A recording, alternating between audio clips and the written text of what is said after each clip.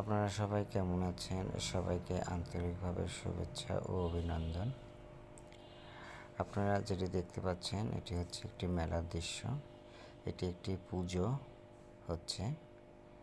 এই পুজো উপলক্ষে বিভিন্ন জায়গা থেকে আগত ভক্তবৃন্দ এসেছে এবং তার পাশাপাশি মেলা বসেছে। মেলাতে অনেক দোকানপাট বসেছে, আপনারা সব দেখতে পাচ্ছেন।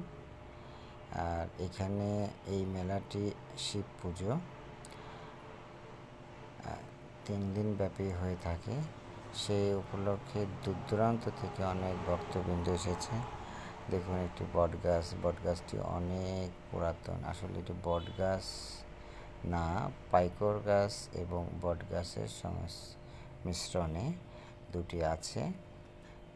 অনেক সুন্দর, দেখেন কত সুন্দর দোকানপাট বসেছে। মাটির অনেক জিনিসপত্র, আসবাবপত্র